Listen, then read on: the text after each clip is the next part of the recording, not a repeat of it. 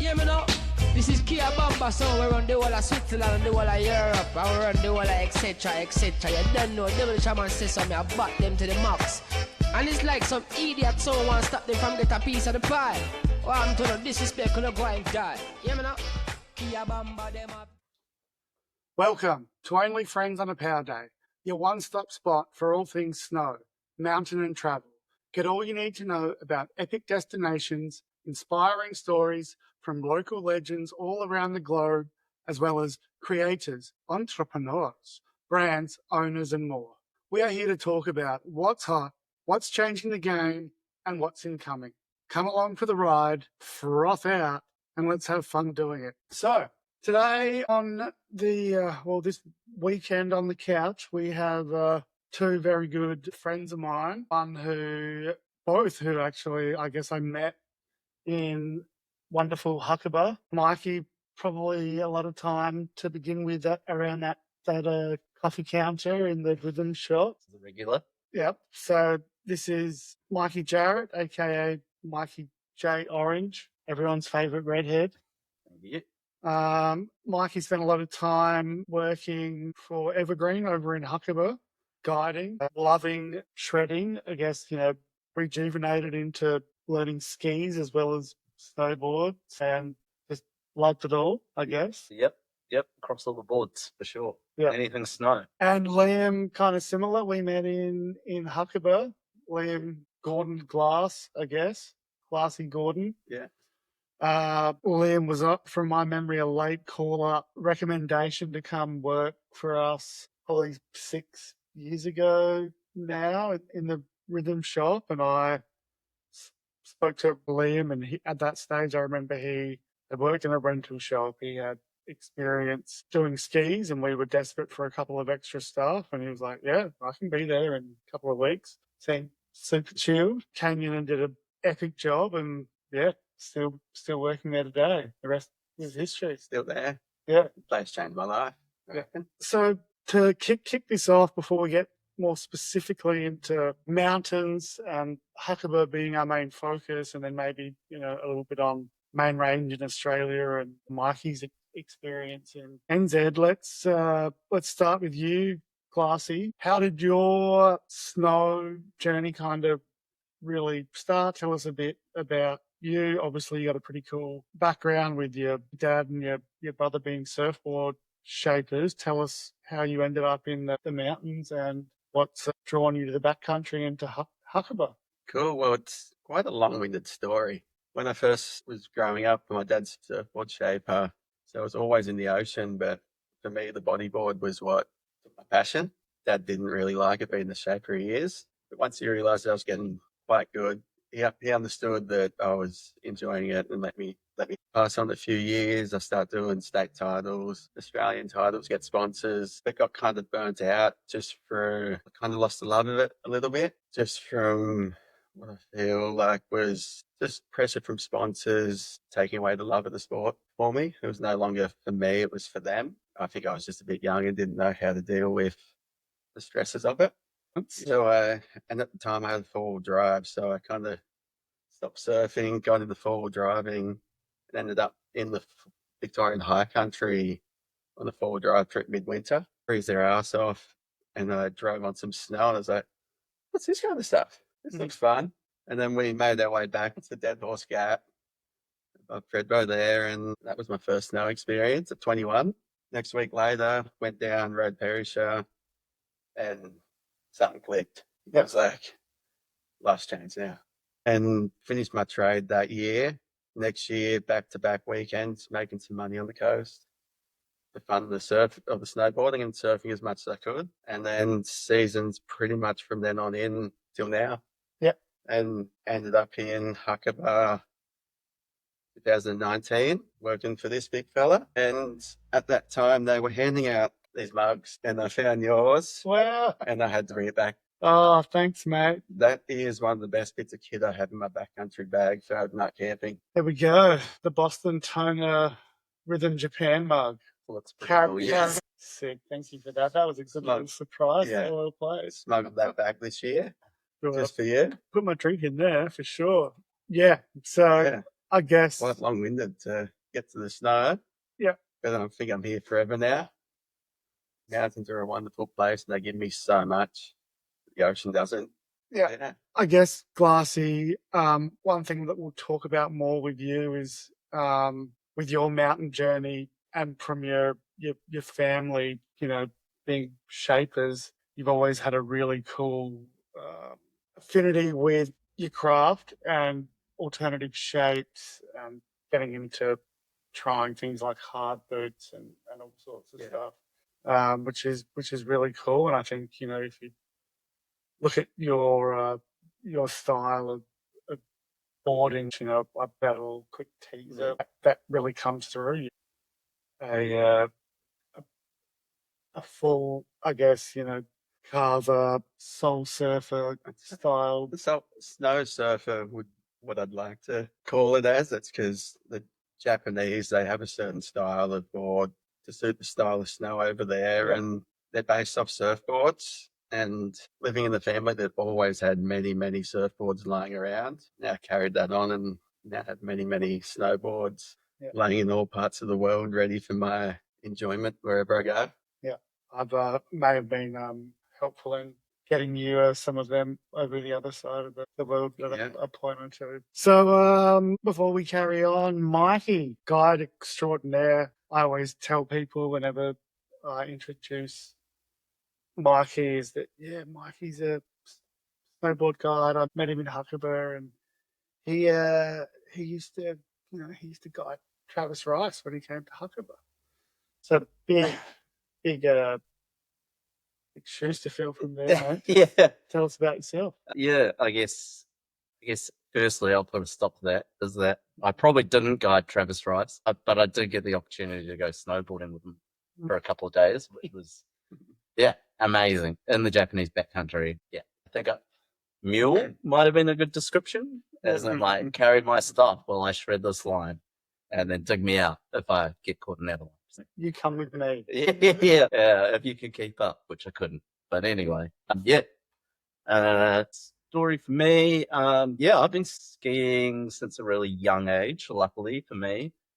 My parents, I grew up in Wellington, which is about 4 hours away from the snow, so on the North Island of New Zealand. But we used to take holiday trips up to Whakapapa near Turangi. So anybody in the North Island will know that one. And always say if you can ski there, you can ski anywhere in the world because it's one massive ice sheet most of the time.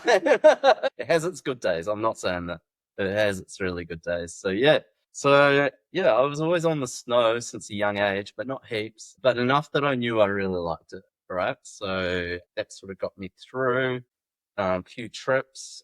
Never really took it that seriously. And then obviously sort of got to about 20. I wanted to go traveling. OE, first stop, Canada, Whistler for a whole season. I think I clocked up 100 days on the mountain there, between working and other things that you get up to in Whistler. And that's probably where it really kicked off for me, that I was like, wow, I love this. We had I think it was 2011, it's like the second snowiest season on record in Whistler, and I just lost my mind. Yeah, that was amazing. Powder, got the whole experience, and that really set the course for my life, actually. Yeah. So jumping a few years in between that. Bug caught. Yeah, totally, mate. Had me Forum Destroyer. That was probably the coolest snowboard you could get at the moment at that time. And I had the bug, man, and came back, did a little bit of mincing around, and then found myself in Wanaka, which it's ended up spending about 4 years there, four or 5 seasons. And I'd never been in New Zealand long enough to actually get a visa to go to Japan, and then happened to live in New Zealand again in Wanaka that I qualified to apply for a Japanese visa, and that was my next stop. And it just sort of spiraled from there. Wanaka, Triple Cone, Householder, a lot of great skiers and snowboarders that come out of that place. You got Finn Billius, Hank Billius, they're just crushing it on the Freeride World Tour at the moment. Absolutely. Yeah. And just like an amazing scene there, as in like just the most beautiful spot, great snow, great terrain, great culture. Yeah. So yeah, got my decided there. My flatmate went, oh, I've been doing all this snowboarding, but I'm thinking about buying a split board. And I was like, heck yeah, let's get into it. And bought a split board that season, did a little bit of mucking around, and then found myself in Hakuba for my first season ever. I arrived really early and sort of got to know some of the local staff. So shout out here to Dave Enright. He employed me for my first season. Evergreen Outdoors and Big Davo, yeah, and opportunities just came from there, and just got to meet some really great people. I ended up rooming with one of the guides for that season, Robbie, and he just he took me under his wing and showed me a few things, and saw him, and he was going out and skiing pow every day, and I said, how do I do that? And he was getting some money for it too, so I just started training, just like getting courses under my belt, sort of started taking it a bit more seriously. And then, yeah, it's supposed to go on from there to different countries, but what can I say? Hakuba, mountains, snow, weather, people, it's just got everything. Yeah, and so, yeah, I just made it my mission. I ended up doing, I think it was 13 back-to-back winters. Time I kind of finished up, and just doing as much skiing and snowboarding as I possibly could. So that's how I sort of got to where I was at. I guess one thing to touch on with all of that is Mikey and I shared a building. So Mikey was working for Evergreen Guides. I ended up also helping look after their fleet at the time. Yes. So he would come into the shop, apart from being there every morning for a coffee and having a yarn. He'd come in and beg that we tune the fleet for starters. There's a lot of begging going on to every winter, and if he could hang out or fix some things. And the gurus in the back of the shop helping me fix a few split boards that needed a bit of love, that's for sure. And I'd definitely catch Mikey out the back a few times fixing something quickly and having a yarn with the boys when he probably should have been putting that on the tab. It was Mikey, so I let it up for sure. And then I think it's just, hanging out. We started shredding quite a bit after that. Yeah, I guess at that point with you and me, Yuki was really trying to make sure they had a local presence across Japan, and Gus Cutler was really keen to make sure that the products were being tested, and you being a guide who was out on the mountain and getting after it a lot, gave a lot of great feedback and continued to still do that too. Yep. Recently. Yeah, till recently. Yeah. No one's ever going to say no to some free snow gear, are they? No. Yeah, and it was great gear as well. And like any feedback I gave was taken on board. And yeah, it was awesome to see how they developed over the years as well. And now they're just killing it. Huge brand. Yeah. Yeah. So let's, after a bit of a background, let's move on to Classy. We'll start with you, like Hakuba, mountains and backcountry, and then we'll talk about you and your affinity with it. But I think it's really important before we even go there is just to touch on that Hakuba is an amazing mountain range and absolutely, endless on possibilities. However, it is a place where I feel like, and I'm sure you guys will agree, that you have to be really aware of everything that's below you, besides you, above you, funnels from different directions towards you. Because I think it should be really common knowledge that a lot of the backcountry access in Hakuba funnels into catchments or zones where if you're not aware or thoughtful, you could seriously impact someone that you had no idea was there. Yeah, very easily. Yeah. Especially on the open basis and like remote triggering baddies. Yeah, I think the one thing that really is pretty notable in Hakuba is the accessibility. You can take the top lift on Hapo, first point would be, and you can hike for 15 minutes, and then all of a sudden you're at the top of a big alpine face with it's complete backcountry.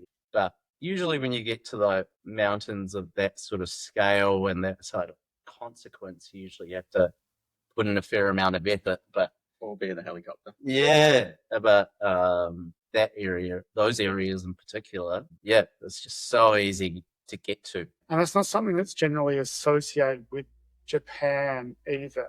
which is also another reason why I think it's not understood. From what you're saying there, we've all seen it where there's people dropping down this consequential big mountain terrain with, hoodies on or no equipment, no nothing. It's really scary, and people just have no idea what they're dropping into. And it's not just they might be doing a mellow line, that there's 100 people from up the mountain that way who've got to go through that path. And if you're,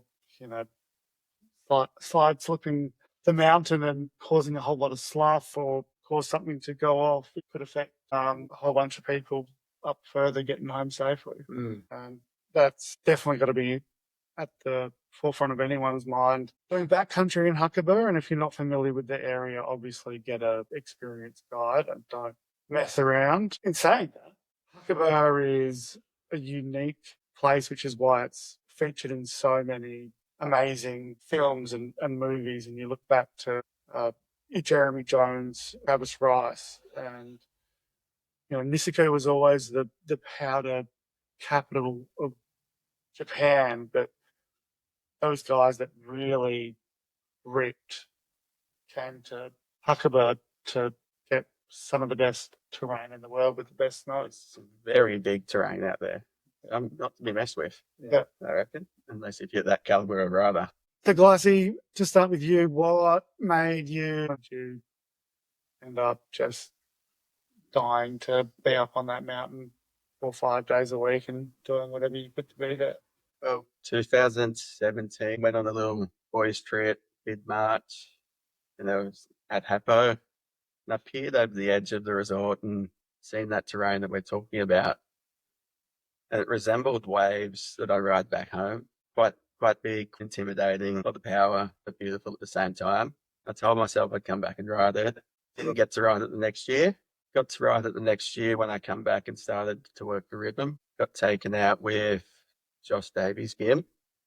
Shout out to my boy. Shout out, Josh. I've learned a lot of my backcountry skills off him and very comfortable in the mountains with him. He's one of Aussie's good mates as well, one of the boys. And then from there, the more I spent the time out there, the more I fell in love, and the more it sort of just kept drawing me back. And now I live at the base of it and get to get it in the best conditions possible, because I get to wait for the right days in the season, let it stable up, wait for the sunshine, and go rip amazing power lines with the boys and the girls. Someone's got to do it, I guess. Someone's got to do it. Someone's got to do it. And I guess for you, Glassy, it was really surfing, bodyboarding to a bit of a dabble in snow sports, and really kind of falling in love, I guess, a bit with the craft and the familiarities of the snowboard craft and the shaping side, which is part of your, obviously,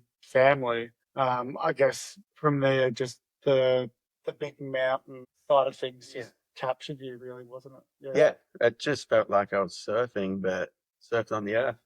Like with the backcountry, you got to put the effort in. And like I grew up on the south coast where there's a lot of surf waves, but you got to put a bit of effort in to get to them. There's a couple hour walks sometimes, and it just suits me in the mountains, because it's just like what I done growing up. Yep. Just like walking to get some cool lines with the boys. Right. Yeah, and that's. Yeah, that makes you happy, mate. Yeah, no, all good. So, Mikey, let's move on to you, mate. Mountains in Hakuba, moving more into backcountry. How did that all eventuate more for you? Yeah, well, I guess like when I first arrived, that was already on my radar. Like I've been doing some backcountry in New Zealand and stuff. I already had a split board pre-arriving, and I was just ready to go. I was young, heaps of energy, and then I just got so lucky with some of the opportunities. I had a bunch of people that had tons of experience, and somehow managed to get on the right side of them, and they ended up taking me out. And I was just trying to be a sponge, like every time I went out, ask questions. Why are you skiing that? Why aren't we skiing here? What do you see here? And it was just so exciting for me, because, you always look at stuff from the chairlift and you go, oh, how good does that look? And now I was like looking at stuff up in the chairlift and then going, let's go ski that. Yeah. Yep. Yeah, totally. And then, Analyze it better and know what you were. yeah, just like, well, not even as that, like knowing that like the opportunities there, like you can do that and anybody can do that, you know, with the right skills and the right evaluation and the right drive, you know. I think like one of my gripes with backcountry skiing is a lot of people kind of base it like it might be unattainable for some people. And they also say that it's just super gnarly all the time, you know, like, and it's only as gnarly as you want it to be. Conditions are never good and you should never have been Totally, yeah. It's like surfing, you know, if you want to go surfing, but you don't like big waves, well, you go surf the small waves. Yeah. So, and that's fine. Like, backcountry isn't just going and riding the biggest, steepest, gnarliest thing you can ski or anything like that.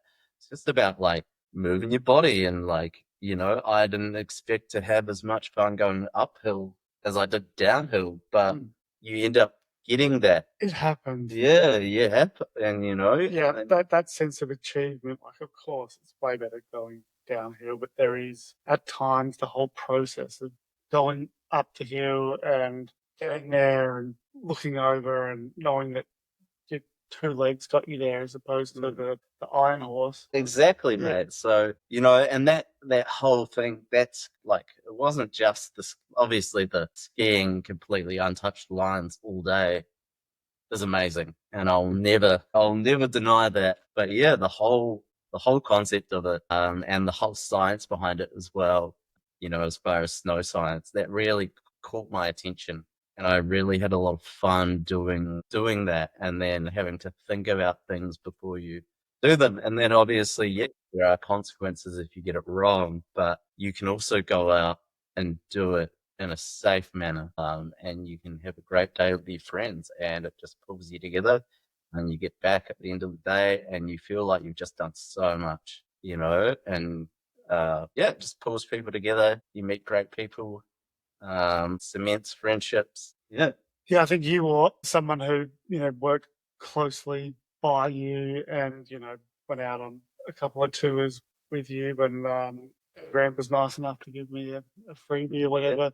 I think you're always really good at connecting with your guests and just having a yarn and really enjoying what you did, whether it was, you know, a crew of hardcore powder hounds or people who were just dabbling in the backcountry for the first time. I felt like you really enjoyed your job.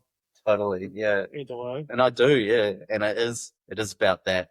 Is, you know, you got to create the right environment for those people to feel comfortable, and you also got to pick what, like, not everybody wants to go and do the big stuff, and that's completely okay. And you still can have fun without it. Yeah, you know? I think that's something that you know, which I guess has brought us all here together. Is you're always walking through the shop, and we would shred together. So whenever I'd see Mikey getting a coffee, I'd be like asking him what the snow's doing, what's going on, when I was going out skiing and you're stuck in the shop. And as I got to know you, I was doing the same. Like, I was pointing your side, seeing what the snow was doing in different zones, so I could get my 3D map going for me. And same thing, like I'd be walking through the shop saying hello to everyone, but I'd spent too much time talking to Liam. He was in the shop about has he been up lately? Did you get it? Was it good? Yeah. Tell me about it. And trying to live vicariously through him. Living in my boots, as you used to say. Yeah, living in your boots. But I think, you know, that's the beauty, and I truly believe that if you care and you're passionate and you're living somewhere, you need to listen and ask questions of the other people who have more recently been in the mountains and make sure that you suck everything in like a sponge to be as safe as you possibly can out there. Definitely. Sure. Yeah. But I guess, you know, to elaborate a little bit more on and whatnot, to lay it out without giving away too much secrets, I think there's sunny day Hakuba after a storm when the conditions are good, and there's a whole bunch of things that are possible on those days. and they are a lot more often than you'd find them up north, I guess, in Hokkaido, which doesn't get as much big dumps and gaps between storms. But I'd say that your sunny day after a storm, when the snow's settled and there's been good snow, that opens up a whole different kettle of fish in Hakuba. But apart from that, if it's mid-storm and it's dumping and it's windy and there's cloud cover, you're in the trees in that more side country, backcountry. Yeah, what's your boys' take on those two different things? Is there something that you prefer? They're obviously Well, very different. But there's no difference. There's no side country. Once you're beyond that resort boundary, it's backcountry. You're there on your own. You got to pick the right people you're with, the right days. It still could be tree line, but it's not going to be safe all the time. But a lot of the time, there's a lot of magical days in those little gullies in the backcountry off the side of the resort that you could spend the season worth of day after day riding and be a very happy human by the end of it. If you know your facts, know the right people, know the right zones, put the research in, it's a very magical place and quite safe if you do it right. yeah, I guess the major difference is those more open areas on the days that you're in the trees. It's not possible. There's no-go zone. You can't do it without the trees there to give you vision and break up that fog or mist or whatever. You're done. So I guess that's where you see a lot more of that tree riding coming through in your footage. But Hakuba is truly probably at its best, I'd say, when that cloud does go away and you can open up those dreamy, looking lines. Mike, have you got a memory or a line or anything that really stands out to you? Yeah, probably one of the north shoots of Shikushidake. Yeah, It's a really big, straight, long one, isn't it? yeah. It's like it's a bit of a mission to get to. We ended up hiking up and then doing a little overnight bit and getting going early the next morning. You don't have to do it, but it just sort of breaks up the day a bit. Yeah, like you said, we got it. It was kind of late in the season because it was a north aspect. It was still holding really good snow, and it's just look, just love opening up the throttle there. Like it was just great snow, full shoot, not a single track.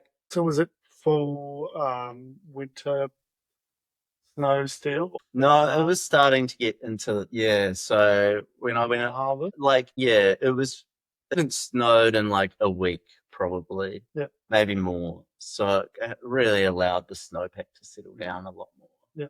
And we had like a settled weather period, and then so we went up there, and me, Ben, and Luke, there were no other tracks up there or anything, and just nice. We all picked a cooler each and just charged it down, and I think we were having beers by midday that day. But it was one and done. I don't think I could have gone up again. It was a bit of trail breaking, but I'd say that's probably one of my highlights as far as those seasons. There's honestly just too many to count, and it's kind of just become a big blur of bliss in my mind, to be honest. But what you were touching on before is that, some of my fondest memories haven't been on those bluebird days. They've been cow days in the trees working with friends, and I think that's the beauty of that area, is the fact that there are so many different options according to conditions, and there are so many nooks and crannies. And the thing about that sort of area is that people often get very funneled into the same areas, and you'll go and there's a bowl or something like that that's completely tracked out, and a short traverse away is the same sort of terrain and not a single track in it. So it's like a lot of people follow areas. That's why you get a guide. Yeah, exactly, mate. And and there's just, I've seen it time and time and again. You go to a zone and there's tracks, and then if you just maybe go down like 50, 100 meters and then over that ridge, the hidden valley. Yeah. And it's amazing. And I think that's a big thing with Hakuba, as you explore certain, side country terrains, you think that you know it quite well, but then you accidentally pop over this ridge and you were like literally 15 meters to where you were the last lap. Yeah. And it just opens up a whole Another apron. Yeah, and you're like, what? How did this aspect exist? Is this like some magic man? Like he's just like, what? There's some magic sorcery going on over there. Yeah, especially I won't say where, but there's the south gullies that do that really well, and you're just like, what? Mm. Yeah. Totally. Take a different gully and you end up at the same exit. You say, well, how did that happen? Yeah. That's lovely. Yeah, and I guess on that with some of those gully and those side country exits, there is some really gnarly passes where there's big avalanche gullies, and you won't think much of it until it's spring and it's gone, and all of a sudden the gully and this nice little creek bed that was just sitting there is buried with 4 meters of giant snow boulders, and you're like, holy, yeah, if anyone was in that path, they're not being found for months and months. Well, if it happened in March, we'll find you in July.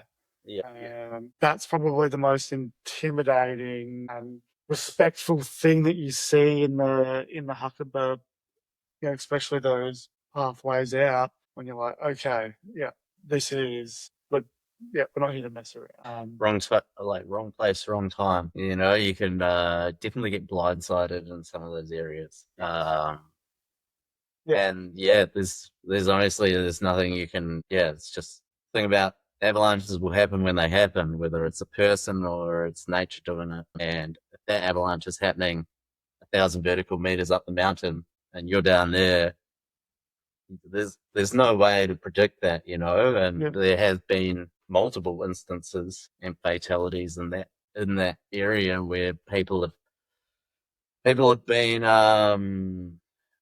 just been going through a crux area and a slide has been released or has released way above, and they've been cleaned up, and that's not pretty. But yeah, it is. That's you want the treats, you got to roll the dice sometimes. But yeah, I guess that's the one thing that we're really trying to bring awareness to. A lot of the fatalities in Hakuba is not necessarily a fault of anyone who's done the wrong thing. There's just so many dangerous pathways which your mistake could affect so many people in that valley or around, and you have no idea until you hear the helicopter coming, Yeah, so always the avalanches. It's what's underneath the snow, because all these exits are creek beds, and there's a lot of holes, and a lot of the time you are riding out these fun little tree zones and people drop their guard. Yeah.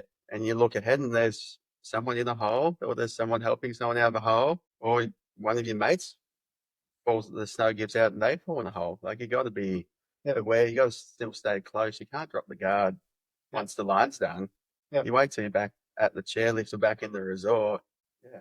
Yeah, and Japan, especially with that, even more so up north with holes from, bamboo and whatnot. I've had a friend where Tomo was randomly there. We weren't working together or anything, and he all of a sudden was there when we were trying to find our mate who fell into a glide crack, and Tomo was there with his snowboard helping him get dug out, and it's just, 40 meters to the side of the groomed area, which is the backcountry.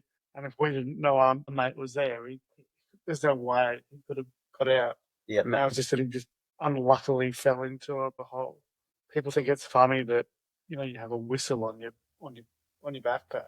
Life-saving. If you don't have something like that and you fall into a hole like that, his phone wasn't working. There was no reception. And often when you fall in these holes, you're going to be upside down. Yeah. Just the way gravity works, your board get caught, head goes down.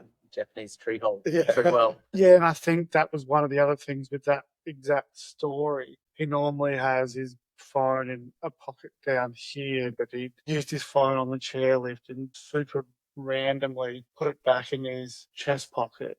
So if it wasn't for the fact that he had it, he wouldn't have been able to even signal to us that he was lost. So we went and started looking for him.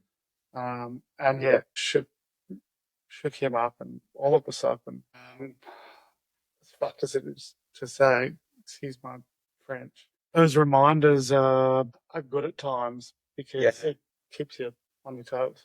I think absolutely. Any lesson learned from an event like that is so handy because it means you got to learn the lesson. It didn't take the person. Yep. And I think every bit that's so valuable to take away from. 100%.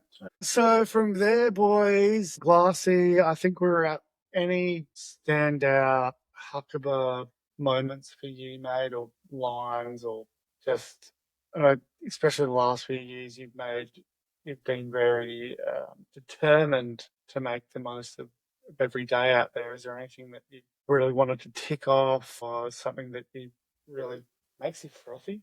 Well, this year we tried to get Yarragadake, me, Josh, and Robbo. We had two planned attempts that the weather changed, and then we just didn't go. And then late in spring, we got a window. We went out, camped, got about 300 meters from the peak. My hip tightened up, and I kind of called it. I was like in a safe spot to get back down to camp so I could watch the boys hopefully ride the line. We all thought it was a safe idea. We all had vision the whole way down.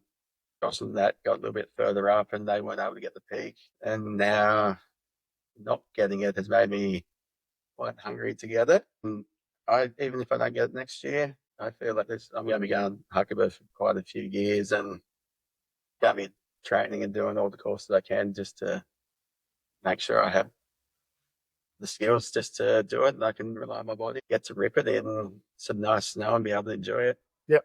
After having those few. So just to elaborate for those that don't know, I guess it's like a definite overnight. Yeah. Well, you can do it to that. Can do it in a day, but Yarragadake is the big pointy one is you drive over the bridge looking back at Hakuba. Yep. It's a dream line and I'm pretty sure everyone that drives over that bridge looks at it and wants to ride it. Yeah.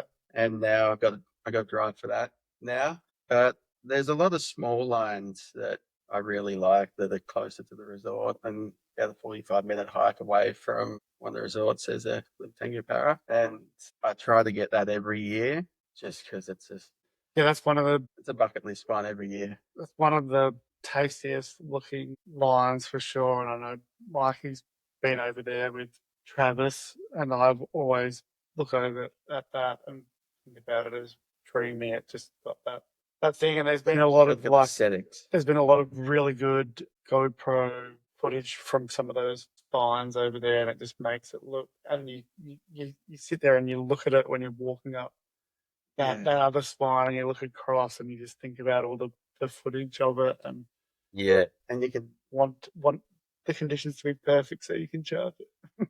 I was lucky enough to get that really good conditions with Travis. I think as a YouTube, but he chucked a video up on his POV of that. I got to shred it nowhere near as gracefully because I was carrying a lot of stuff. But, I'll find the footage of that and put it on the YouTube version. It was that footage is sick. So sick. Yeah, it's one of my favorite. And I think Nick Russell was there too. Yeah, he's the Patagonia athlete now, Olympic athlete. He's my God and my man. But he's really doing some awesome stuff as far as human powered human powered snowboarding and getting after it. I said Aussie at Peekaboo just the other night. Yeah. That's a good clip we watched. And he's very much aligned with your sort of style as well. He's very flowy and it's dreamy to watch. Super dreamy. And very lucky to get to watch those guys snowboard. So So before we, crack on to, talk about what we're going to talk about and probably the next episode when we've gone and shredded some peaks together. Glassy, you've obviously come back to Oz motivated from your time in Hakuba and spent a fair bit of time on the main range. Yeah. Tell us? There's so much to do out there. And skiing amongst the gum trees in the lower section of it is fun, but there's a western face zone over there, and it actually resembles Hapo North Face ever so slightly in terms of terrain, pitch, and flow of land. Definitely not the same quality as snow. We definitely go out there hunting the corn and harvesting in spring. It's just, you can go out there, you can camp, there's amazing views.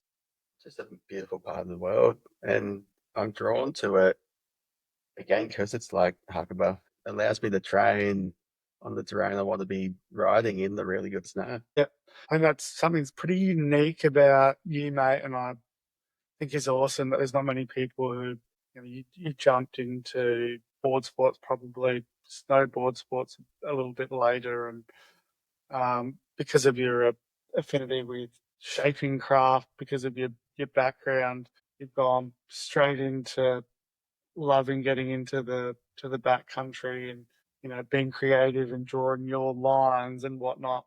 And then not many people then become activists in the backcountry in Australia so quickly, and you jumped straight into it, which was epic, mate. Like you skipped 10 years of riding and went straight to the soul. Yeah, pretty much. I've been through every application to get to the top of the hill, from snowshoes to heavy soft split boards to into the carbon hard boots. Yeah, we talked a lot about trying that out on the Alpine. I was, and they're a great tool for the main range because you got a lot of distance to cover. It is firm, and I lost too much board feel to actually thoroughly enjoy them and be able to use them for what they're worth.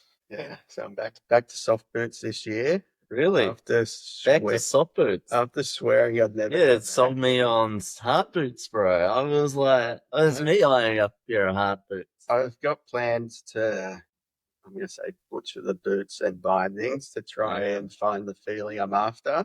Okay. Because now I've got soft boots, so I can kind of mess around and get a little bit creative in the shed and cut some holes in some boots and add some straps to the hard boots. I guess a bit of depth to that as a backcountry snowboarder, and then obviously any skiers will give you shit because trying to traverse on a split board can be rather challenging, specifically in the soft boots, right? Like, you gotta hustle as a snowboarder and keep up as skiers. Like, you need to be fit, you need to be on it. It's you can pretty much tell how good of and how solid of a rider, especially a snowboarder, is by how well they can handle a bit of a close to traverse with a skier. Yeah. And if they don't fall behind, then you probably get a really solid snowboard. Yeah, they've spent a lot of time struggling. But we need each other. I'm a firm believer of that. I spend a lot of time shredding with snowboarders, and I don't really care, who I'm shredding with. This is only friends on a power day. I just want to shred with my mates. Yeah. If we're of a similar ability and we want to do the same thing and we happen to feel like that place tomorrow is going to be on, then I'll probably see you there. Yeah, totally. Boards and skis are just made of the same material. Well, yeah. Totally, man. And you get the same feeling, like I do both now. But yeah, now it's hard picking whether I'm going to be on skis or a snowboard, but they both have their attributes and they both have their downfalls for sure. I do regret not spending more time through COVID on a snowboard, but the snow was really good, so I couldn't waste days. The unfortunate problems of a good snow season. So I couldn't waste any days. Damn it. A bit like this year. Yeah. Couldn't waste any days this year. Mikey, before we wrap up, just wanted to also touch on you a bit on the NZ a little bit more. You obviously once spending a bit of time away from Hakuba and the guiding, spent a bit more time back home. Yeah. And tried to, get yourself more qualified. Meant a bit of a stint being a ski patroller. Yeah. Tell us a little bit about the hobfield scene in NZ and your froth. Yeah, happily do that. Yeah, so like the spur for me to become a ski patroller it all happened in Hakuba, actually. I was ski touring with a guy called Doug Krause. He runs a podcast too, Slide. I don't know if he's doing it anymore, but yeah. Shout out, Doug. Shout out Doug Krause. He's an absolute legend among men, currently in Zimbabwe. Hope you're liking the line and stuff. But yeah, he was an industry professional. I believe he was contracted to get the avalanche control program set up in Sagaike, the kind of like diamond areas. And I was just asking him about, I was like, we're talking about avalanches and this and that. I was like, but how do you know? I think one thing about avalanche science is that, yes, there is so much science to it and there is so much depth to it and all of that, but it's not like math. You can't just like divide it and be sure thing that something's going to happen, right? It's about testing and, developing like a knowledge base. And even at that, after you've done all the tests, everything like that, you're still having a stab, There's nothing just sure, really. I feel like you just described AI is not going to help us with this one. I don't know. Maybe it will. I don't know. So anyway, I'm yarning with him. I was like, well, and he's like, you know what you got to do? You got to go throw a bunch of bombs. And I was like, oh yeah, that sounds pretty fun. So he's like, yeah, go become a ski patroller. Like you look at a slope and you go, oh, do you think that's going to slide? I'll tell you what's going to test it. An explosive. So yeah, I think that season I ended up strapping on, going to sing Aussie at the shop and loaning a pair of skis. Thank you very much. Yep. And started practicing my skiing, and I was pretty terrible. Man, I was pretty terrible. Yeah. You're saying that you got a pair of JJ7. You're not the tallest guys. That's a bit taller than you. Yeah. Power skis, and you were skiing side country and backcountry, power, like not going slow. Yeah, thanks. Like, yes, I watched you go from like off balance and struggling to like hell of a lot more confident and frothing. Getting there pretty quickly. Yeah. I said like I have just as much fun on skis as I do on a snowboard, and vice versa. And now it's really confusing. He said that. So yeah, I ended up sending out a few applications. I decided that I wanted to move on from Wanaka. I just wanted a bit of change, and I ended up getting a job at Porter's Alpine Resort. Shout out Porter's. I've still got a lot of good friends that work up there and stuff. So, and that's in Canterbury. I'm in the Craigieburn range. So there's a lot of people that have been there, but it also sort of flies under the radar a bit. It's not the easiest as far as access goes, and also riding the lifts. So a lot of them, Porter's where I was working, had a lift and 3 T-bars, but it's neighbouring fields, what are known as the club fields. Yep. So nutcrackers. yeah, so basically they're not a commercial operation. They're not really geared to make a bunch of money. It's just a bunch of a lot of volunteer work to maintain these fields, and just it's insane, mate. It's kind of like last of its thing around there, Yeah, we have big plans to do a NZ Take you for a bit of a trip. hot field episode. Yeah. with So Mikey and Tommy Delville. So maybe next year, if you guys like and subscribe, so please do. So yeah, I think the New Zealand club fields are just an incredible experience. Most of them have lodges up in the snow. It's like shared accommodation. You all sit down for dinner together, hear each other's stories. Beers are on tap, and I guess the most notable thing is the nutcrackers. Everybody talks about the nutcrackers. So basically, a supercharged rope tow that you've got to hold on to, and then you've got a hinged bit of metal that you flick around the rope, and you wear like a little harness, and that will take you to the top. And no grooming, so it can be really great or pretty bad as well. But the crowds are few and far between. So just to wrap them off quickly, you've got Mount Olympus out the back, got a little hat going on for them. You've got Broken River, Craigieburn, and then you've got Temple Basin out the back there as well. I think that's it. Do you have some favourite, or do you like them all collectively the same? Nah, look, I don't have a favourite. They're all very different and very unique. They are stunning, mate. Like the scenery there is insane. Again, that sense of accomplishment, because it doesn't give it up easy. And then if you get it good, it's just so good. And you'll be skiing, knee deep powder with 30 other people all day. Like So so I ended up training at Porter's and had some great mentorship around there, and which was super fun. And then on top of that, learning a bunch of other critical skills, like a lot of snowpack analysis. And probably the hardest one for me is the medical side of things.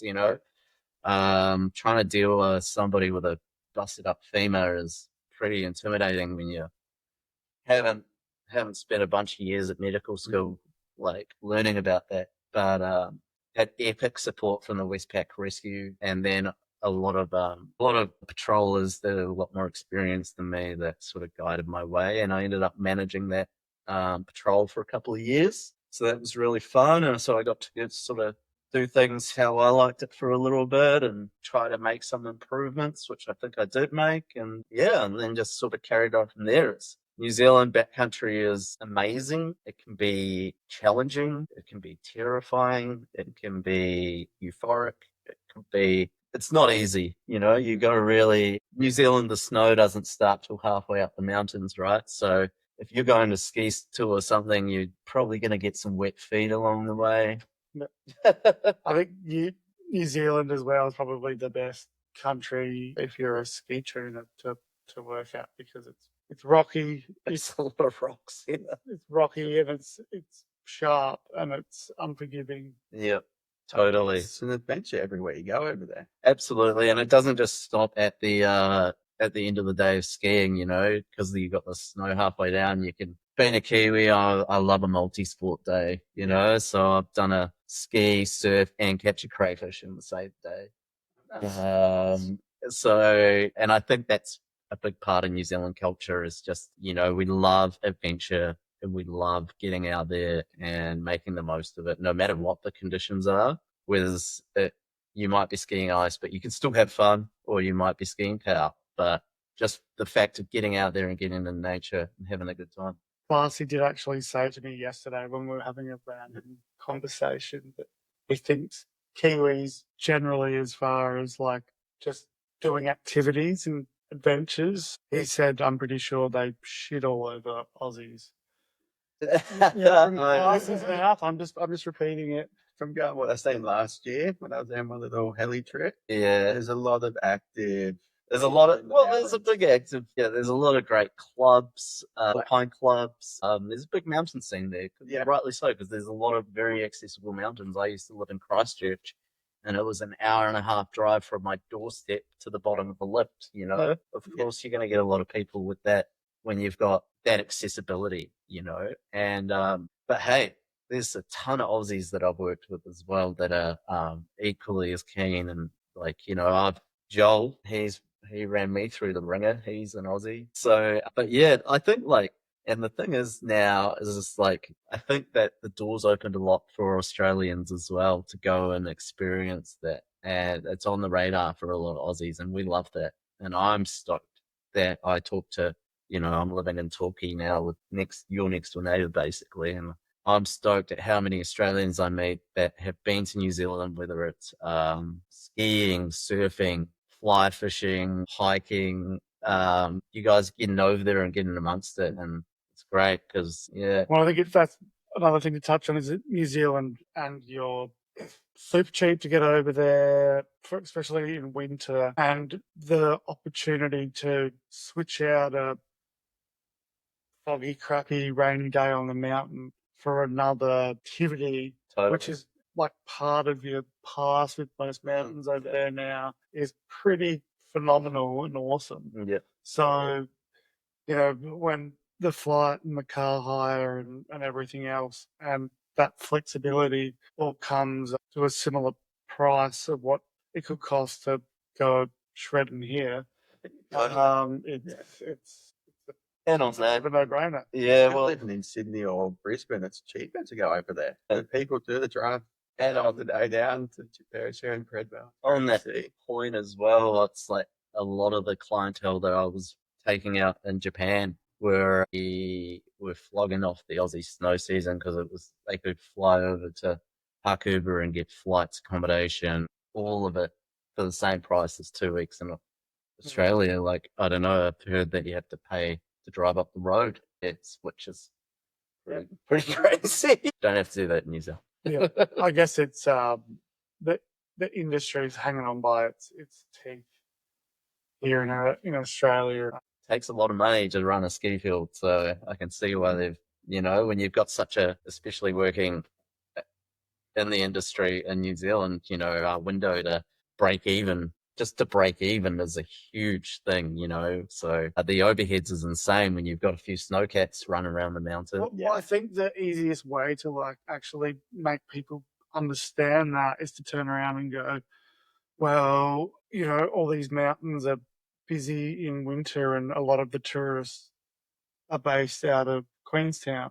But wait a second, Queenstown's more busy in summer and they have more visitors in summer than winter. And then it's like the Australian mountains, they are ghost towns in summer. Jenny Bynes copping the flogging in summer now. You get a little bit more, and like Bright's obviously really popular near the mountains, but it's really hard for them to build that. It's been a lot harder for Australian resorts to build that year-round legacy. Yeah, and following the Whistler, it's crazy with mountain biking. Totally, and a lot of the a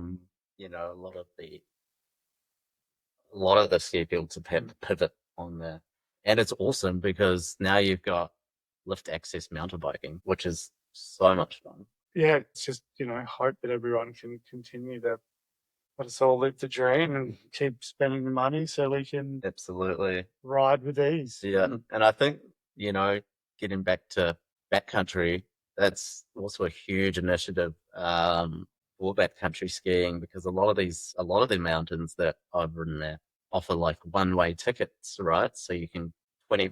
I don't know if Triple Cone still does it. I don't think they do, but I know that Mount Cheeseman does it. I forgot Mount Cheeseman in the clubbies list, actually. There you go. Absolutely. Sorry, Mount Cheeseman.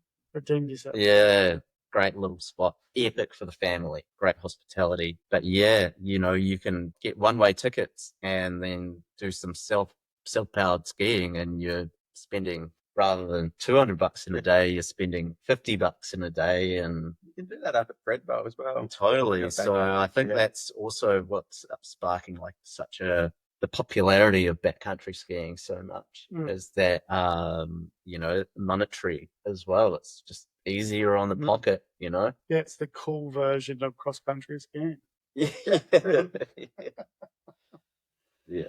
Cool. Well, I guess, we'll leave it there for now. I think this conversation will be revisited with some more updated lines, hopefully, and some chats on main range and some chats in club fields and some talk about some lines in the main range another day. Yeah, and some time on the hill in Hakuba. But to finish off, I think what we were really trying to show here is that Hakuba is a super unique, amazing mountain. It's Europe in Japan with endless opportunities, really good snow days after it snows. However, it's also not to be messed with and quite a dangerous place. So if you're not familiar, and be a hero, get a guide.